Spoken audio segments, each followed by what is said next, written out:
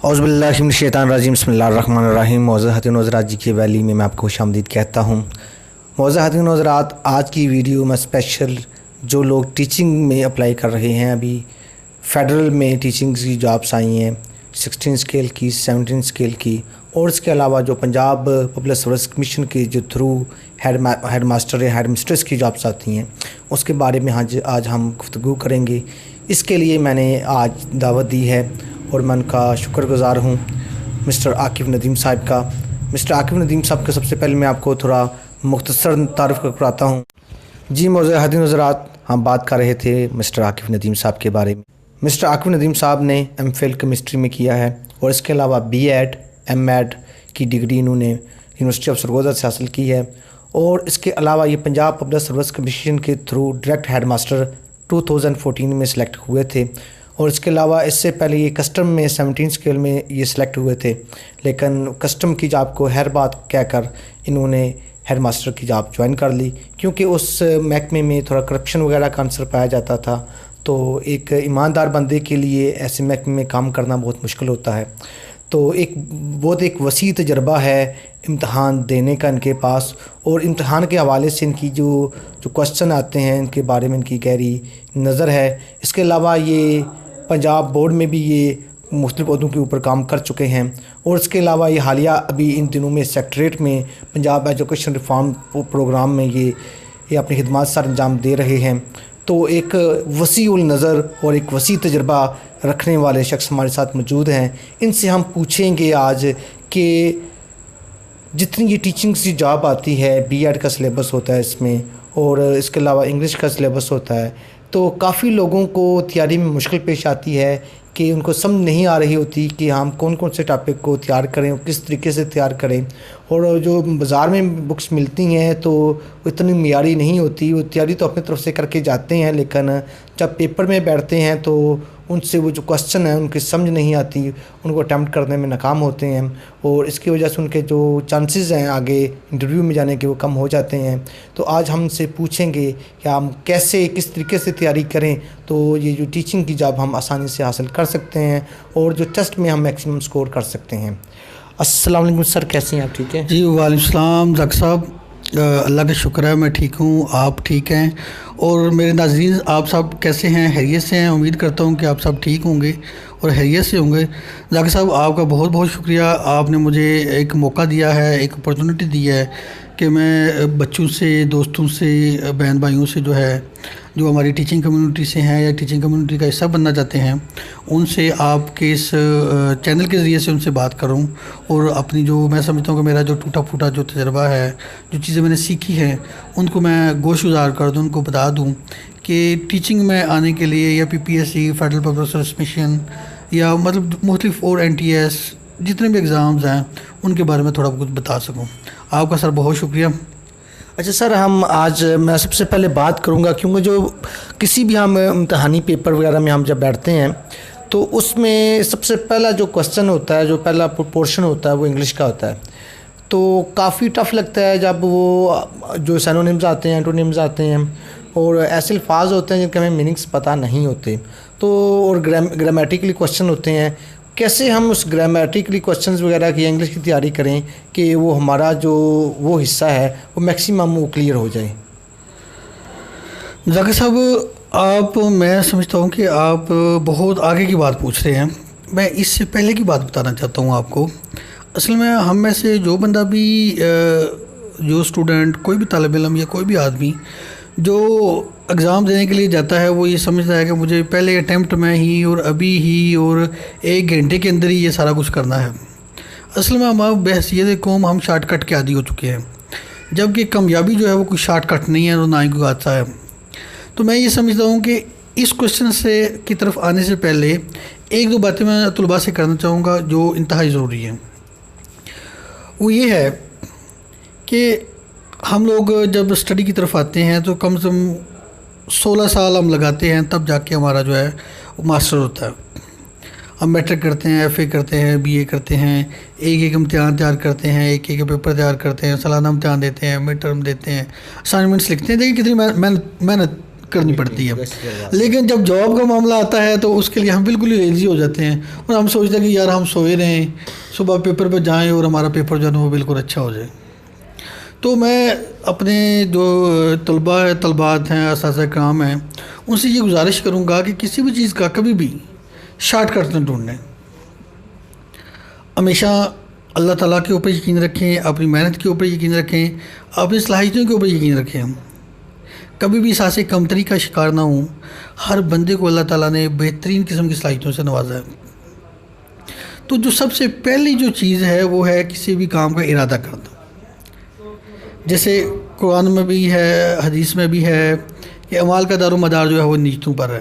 انما الاعمال بالنیات ہے, یہ حدیث شریف ہے. جی بالکل, بے شک انسان کو وہی کچھ ملے گا جس کی اس نے صحیح کی. تو جو سب سے پہلی جو کام ہے نا, جو سب سے پہلا کام ہے وہ یہ ہے کہ آپ کی نیت کر لیں کہ میں نے یہ جو جاب ہے یہ میں نے حاصل کرنی ہے.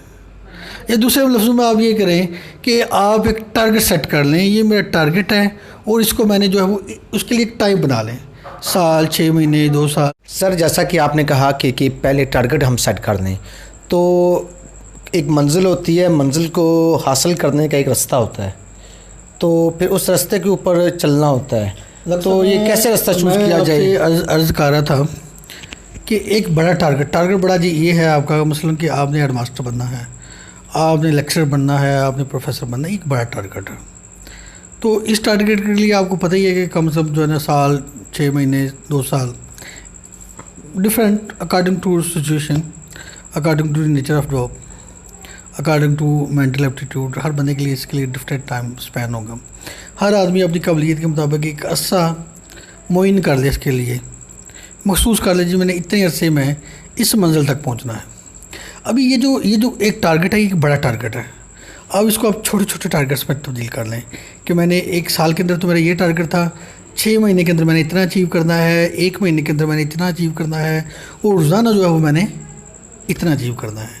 اس طرح روزانہ ڈیلی بیسس کے اوپر آپ کے لیے کے پاس چھوٹے چھوٹے ٹارگٹس آ جائیں گے. آپ چھوٹے چھوٹے ٹارگٹس کو اچیو کرتے جائیں, انشاءاللہ ایک وقت آئے گا کہ سال کے بعد, 6 مہینے کے بعد آپ اس بڑے ٹارگٹ کو اچیو کرنے کے قابل ہوں گے. یعنی آپ کا مطلب یہ ہے کہ فارض میں انگلش کا پورشن ہے, ہم ایک ٹائم ٹیبل بنا لیں کہ ہر روز میں نے 5 یا 10 سینونیمز کرنے ہیں, تو وہ آپ مسلسل آپ مستقل مزاجی سے وہ اس ٹارگٹ کو اچیو کرتے جائیں. ساتھ بنا لیں, میں نے گرامر کا ہر ایک دن ایک چیز اس کو ٹچ کرنا ہے اور ٹینس وغیرہ کرنے ہیں. آپ ابھی ٹیکنیکل باتوں کی طرف آ رہے ہیں. میں یہ چاہ رہا ہوں کہ پہلے میں اسٹوڈنٹس کو بتا دوں کہ تیاری کرنی کیسے ہے, پھر ان کو میں ٹیکنیکل ڈیٹیلز کی طرف لے کے جاؤں گا اور بتاؤں گا کہ ایک پیپر کے اندر کیا کیا پورشن ہوتے ہیں, اس کے کتنے حصے ہوتے ہیں, کتنے مارکس کا کون سا حصہ ہوتا ہے, کس حصے کو کس طرح سے اٹیمپٹ کرتے ہیں, وہ بعد کی باتیں ہیں.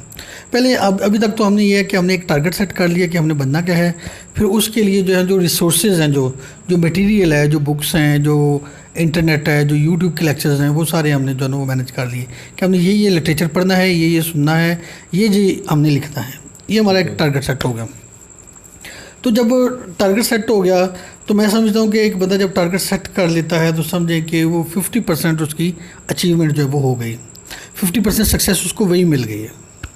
جب ایک انسان ٹارگٹ سیٹ کر لیتا ہے, کچھ بننے کا ارادہ کر لیتا ہے, تو 50% تو سمجھے اس کا کام ہو گیا. اصل میں ہمارا المیہ یہ ہے کہ ساری زندگی ہم لوگوں سے بحیثیت طالب علم, بحیثیت استاد, ہم سے ٹارگٹ ہی سیٹ ہی نہیں ہوتا. زیادہ تر لوگوں سے وہ یہ سوچتے رہتے ہیں یار یہ کر لوں گا, ہاں کر لوں گا, کل کر لوں گا, پرسوں کر لوں گا, مہینے بعد کر لوں گا. صبح ہوتی ہے, شام ہوتی ہے, زندگی یوں ہی تمام ہوتی ہے. ایسے وقت گزرتا جاتا ہے تاکہ لوگ جو ہیں وہ ایج لمٹ کو کراس کر جاتے ہیں. یا پھر یہ سوچتے رہتے ہیں جی یہ 10 سیٹیں ہیں, مجھ سے نہیں ہوگا یار, اتنے زیادہ لوگ ہوں گے, میں کیسے کروں گا. تو ایسی ان فضولیات میں لوگ ٹائم ضائع کر دیتے ہیں. میں ذاکر صاحب یہ سب سے پہلے تو میں آپ کو نصیحت کروں گا کہ کبھی اگر ایک سیٹ بھی ہو تو اس کے اوپر بھی اپلائی کریں. اب یقین جانیں کہ جب میں نے فیڈرل پبلک سروس کمیشن میں اپلائی کیا, there were only 3 seats for the Punjab. Post کا نام تھا کیمیکل ایگزامینر. 3 سیٹیں پورے پنجاب کے لیے تھیں. اگر میں یہ سوچتا یار یہ 3 سیٹیں ہیں پورے پنجاب کی اور میں جو ہے نا ایک عام سا ایوریج سا اسٹوڈنٹ ہوں, ایوریج سا طالب علم ہوں, تو میں ان کو کیسے اچیو کروں گا. تو یقین جانیں کہ میں کبھی اپلائی نہ کرتا اور ایسے ہی جو ہے نا میری زندگی ساری ضائع ہو جاتی. تو میرے اندر موٹیویشن تھی, جذبہ تھا, ہاں اگر ایک سیٹ بھی ہوگی تو I will win it. That is a game. It is a game. It is a winning game. आप इसको स्पोर्ट्समैनशिप के जज्बे से अपनी स्टडी को करें, उसको समझिए कि अगर एक सीट भी होगी तो आई विल कम्पीट, कोई बात नहीं, अगर मैं नाकाम भी होता हूँ तो फिर भी कोई बात नहीं, नाकामी भी बहुत कुछ दी जाती है। तो वो 3 सीट्स थी, तो लेकिन मेरे अंदर ये जज्बा था यार I will compete, I can. जब आप ये सोच लेते हैं ना कि आई कैन, कि मैं ये कर सकता हूँ, तो फिर मैं समझता हूँ कि वो आप काम कर देते हैं। अगर आप पहले दिन से ही आप ये सोचते हैं कि यार मुझसे नहीं होगा, आई कैन नॉट डू, तो आप नहीं कर सकते। एक जो सक्सेस जो होती है उसके दरमियान और एक फेलियर के दरमियान इस कैन का ही फ़र्क है। जो बंदा ये सोचता है कि I can do, he can do, और जो ये सोचता है कि I can not do, he can not do. जो लोग कामयाब रहे हैं, जो लोग जॉब्स हासिल कर लेते हैं, जो लोग अपने टारगेट अचीव कर लेते हैं, बस उसके पीछे एक बिलीव होता है, एक जज्बा होता है कि आई कैन डू, हाँ मैं ये काम कर सकता हूँ। और जो नालायक होते हैं, निकम्मे होते हैं, उनके पीछे एक ही मोटिवेशन होती है कि आई कैन नॉट डू, मैं किसी काबिल नहीं, मुझसे तो ये होगा नहीं। तो मैं फेडरल पब्लिक सर्विस कमीशन की बात कर रहा था, मैंने अप्लाई किया, मैंने थोड़ी बहुत ही तैयारी भी की, मैंने सोचा यार इंशाल्लाह मैं भी ट्राई करता हूँ, इंशाल्लाह मैं भी कर दूँगा। और अब यकीन जाने कि मैं थोड़ी सी तैयारी के बावजूद वो जॉब जो है मैंने विन कर ली। मुझे फेडरल पब्लिक सर्विस कमीशन की तरफ से और बाद में कस्टम की तरफ से लेटर आते रहे, ताकि मुझे सेक्रेटरी साहब ने खुद कॉल की कि आप why you are not joining us. तो मैंने कहा सर मेरी कोई मजबूरी है, मैं पाकिस्तान कस्टम्स को ज्वाइन नहीं कर सकता, क्योंकि मैंने इधर PPSC के थ्रू हेड मास्टर सेलेक्ट हो गया था, तो मैंने हेडशिप को जो है वो ज्वाइन कर लिया। तो सबसे पहले आपने मोटिवेशन बनाए अपने अंदर।